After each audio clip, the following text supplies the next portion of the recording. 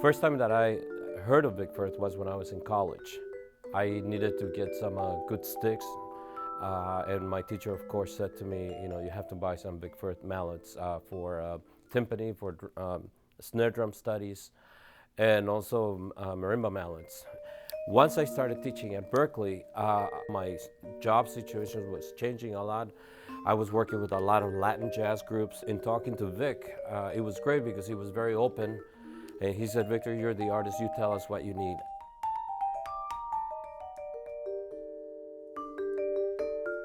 Sometimes when I'm playing with, say, whether it's a Latin band or a jazz band, a big band, I want to be able to get the volume without having to sacrifice the quality of the sound. In other words, I get the tone of the instrument, and what you're hearing are pitches, not just attacks. You're actually coming across, so your melodies are clear. One of the things that I find with younger or inexperienced players is that they say, as soon as they think, well, the band is very loud, the first thing that they try to do is to get a mallet that is it's almost brittle. The problem with that, obviously, yeah, you may get volume, but you also don't have quality of sound, but also you have a very limited range with which you work. If you look at the whole history of vibraphone, Red Norvo, Lionel Hampton, those guys used to use hard mallets. But also, look, if you listen for the range of dynamics, it was very narrow. It wasn't that much.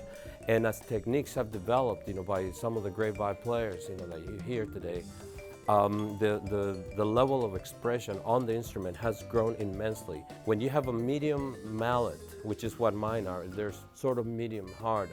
Again, that's a subjective. You widen your whole spectrum of what do you call it, dynamics. So you have a lot more voice, more expression to work with.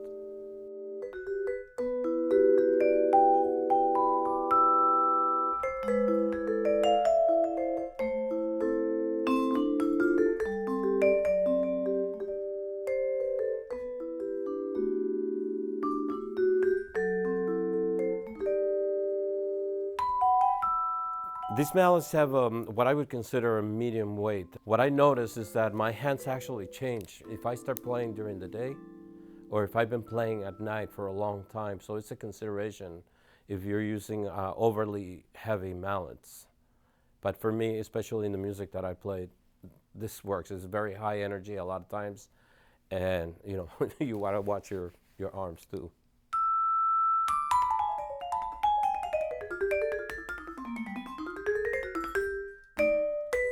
I chose rattan because it gives there's a certain give that allows me to, again, dig into the instrument, and it's the action when you play through the bar. And when the mallet gives a little bit, it allows us that amount of control.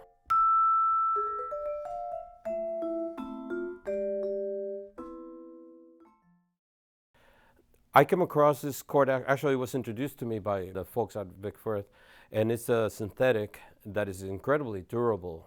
It feels almost like a soft yarn in some ways. I know that they use them in the marching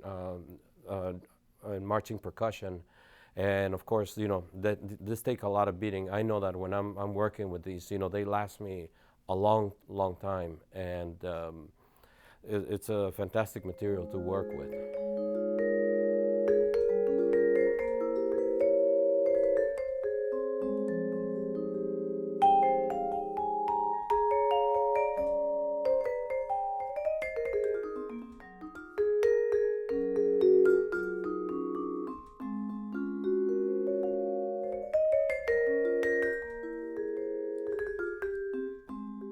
One thing to really consider when you're picking mallets is obviously what they sound like on the range of the instrument. And whether I'm playing a ballad, an introduction to a ballad, and I'm doing it in the low part of the instrument or on the higher part, the clarity is there. Basically, it just sounds even all around, and it speaks, in a very natural way.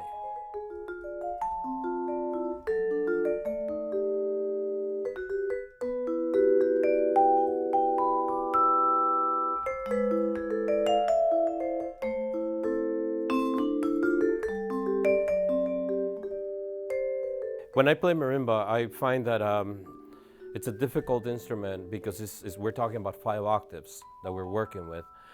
But if you can find a mallet that speaks for you generally over most of the range, you're doing quite well. Whether I'm playing a classical piece or a jazz piece or a Latin piece, and they pretty much cover the whole range for me.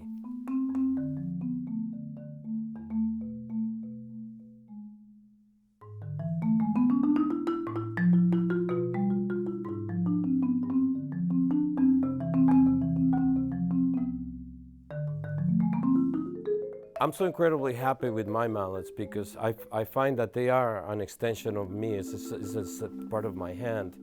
And I'm very aware of the fact that what is between me and your ears are my mallets, and it's very, very important.